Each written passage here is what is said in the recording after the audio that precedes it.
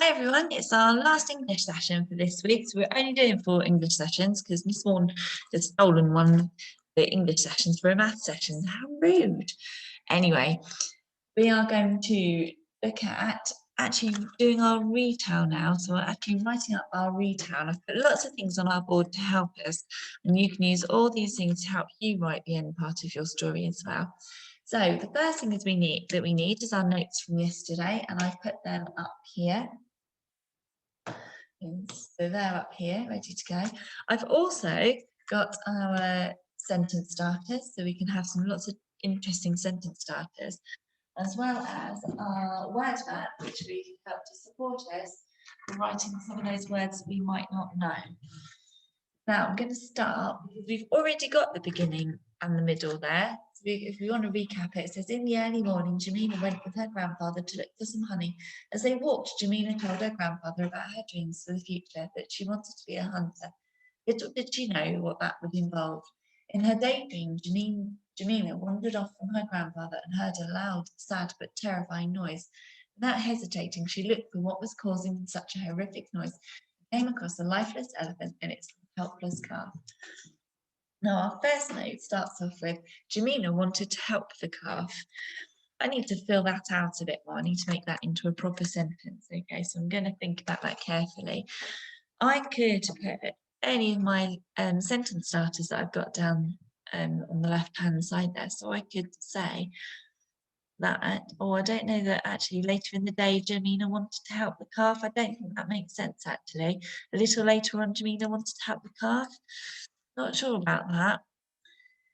I think I'm going to start off by saying actually about how Jamina was as a person. I think she must have been really kind actually because she wanted to help that calf. So I'm going to start my sentence by saying Jamina was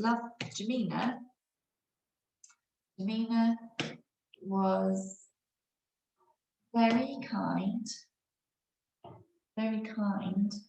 because I'm going to give that reason again. I'm going to use that year 2 joining word because Jamina was very kind because she really wanted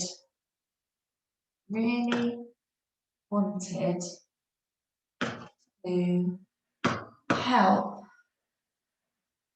the calf. Or I might say, instead of the calf, I might actually say the baby elephant, and then I can use the noun phrase.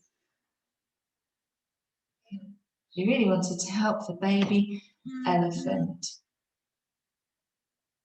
Full stop. Okay, my second sentence, I can say they wandered across the African plain. Now, here's where I could use one of those sentence starters. I could say, I could say this one, as they walked across the African plain. We could say, as they walked across the African plain. Remember yesterday I said that I could actually bring in those animals that they'd seen. As they walked across the African plain, they saw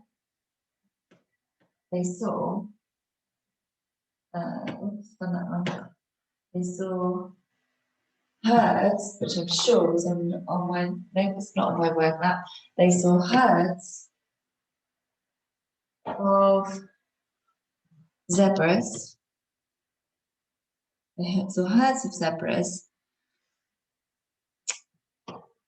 and I'm sure they saw a crocodile and a crocodile. But I think that makes sense. As they walked across the African plain, they saw herds of zebras and a crocodile, but they also saw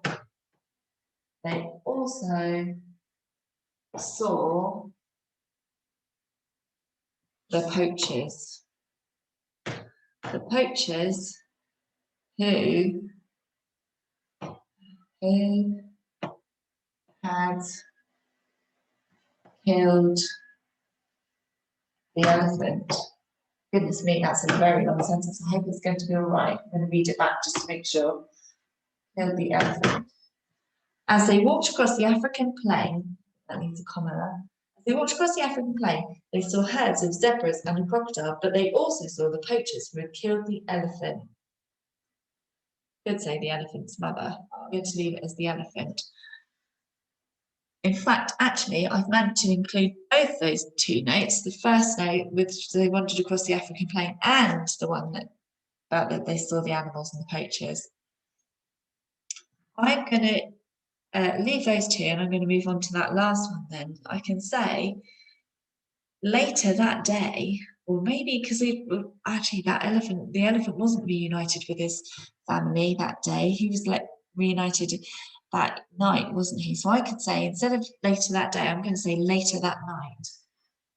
So I could say later that night,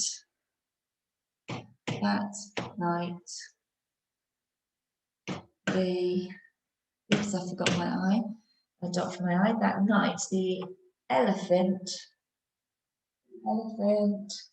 was reunited, that word reunited, yeah, reunited with its family. So, family. I could actually, I've got a little bit of room, and I said yesterday I wanted to write about Janina's mum finding her. I could write that here. I've got a little bit of space, so, and then I can say, let me see, I could say a little later on, Janina was reunited with her mum, or a little later on, Janina's mum found her.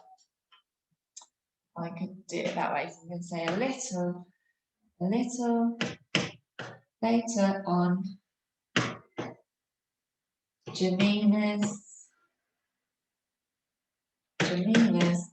mum found her. I was going to say Janina, but I think I'm going to leave it as her. Okay, so looking back at my writing, I wonder if I can find some really good bits in there. So I've got Janina was very kind because, year 2 word, she really wanted ED suffix to help the baby elephant, noun phrase as well.